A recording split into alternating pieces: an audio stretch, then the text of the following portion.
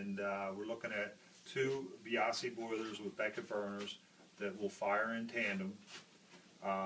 As you saw, we took out one large boiler that was 3.5 gallons an hour and 500,000 BTUs, and even on mild days it would come on and fire 3.5 gallons. Now we have 2 boilers fire independently and together depending on the load. We have the TECO control over here, which we'll go over in a little bit, which manages that whole process. So the theory here is, on a mild day with a partial load, one boiler will come on and heat the house up, and we'll get a nice longer run cycle. We'll have a much better clean burn and better flow through the pipes. As the demand increases, as hot water comes on, as demand for that, the second boiler will kick in whenever needed. And also the TECO control will alternate which boiler is the primary and which one is the backup, so one isn't worked more than the other. And one other problem they had here at the house was, as the house was added onto and changed and altered and renovated, they would tap into the pipes and run a different heating zone or a different element over there, ultimately creating some imbalances and mismanaged control. So we cleaned up all the near boiler piping and did a primary secondary loop to help manage that process. And with the better longer run times, we hope that we're pretty sure that we'll solve some of those issues. And now I'll have Jeremy explain some of the items that we have here. So this is Jeremy Clemens, been with us for a long time, the lead installer on this project. He's here to explain some of the control systems that make this possible. Just want to talk to you guys about a couple things. One being the TECO control. This is the staging control for the 2 boilers. Has a couple things it does do. One is the outdoor reset. It has a curve built into it where, depending on the temperature outside, it will run the boiler either at 120 degrees, 140 degrees, on mild weather days, like when it's like 60 degrees out, 50 degrees out. And as temperature starts dropping outside, it will start raising temperature boilers as needed. That's something that could be adjusted for each house, as this house is a stone house, a lot looser than a conventional house, so you're going to obviously need hotter water to heat the house. 2, it also has the sensor that goes onto the boiler piping, which that's what senses what temperature the boiler is at. This TECO control next to it is the zone control. Each thermostat wire comes in.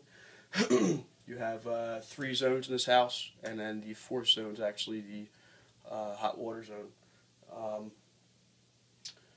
Nice thing about this control, it does have a hot water priority.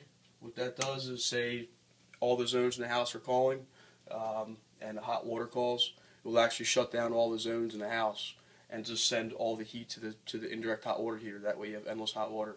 Otherwise, your house would rob the 2 boilers of the heat, and you would lose your hot water. It would start to fall behind. It's a possibility. It's there as a safety, correct? Right. Sometimes, it's necessary. Sometimes it's not. Large house like this with big radiators, sometimes it's could be a problem. All right. Next thing I want to talk about was the upgraded fuel filter we put on here. This is it's a Westwood complete filter. Has a couple things.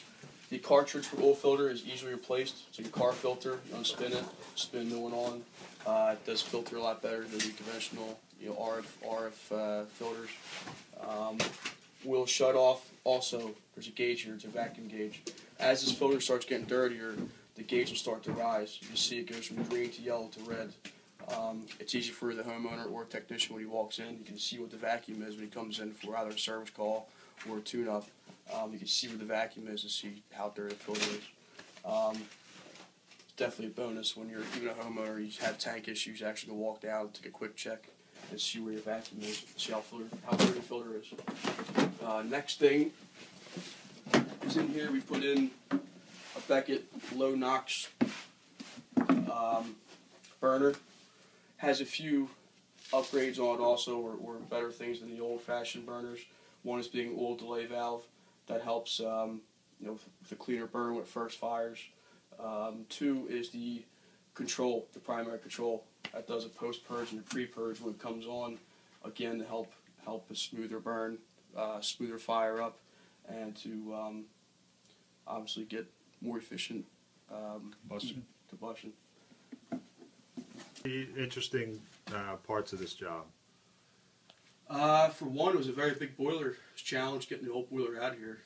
The boiler probably weighed roughly 1,000 pounds. So we actually have to take it apart in sections to get it out of here.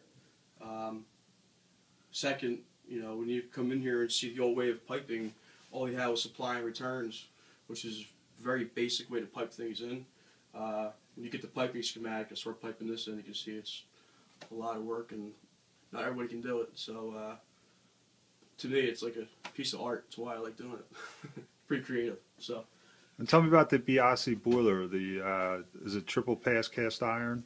Yeah, it has a couple great features to it. I know for me, as being installer and service, is that it's very easy to service and clean and maintenance. A couple reasons why is to clean this boiler, all we have to do is remove the burner cover and the front cover.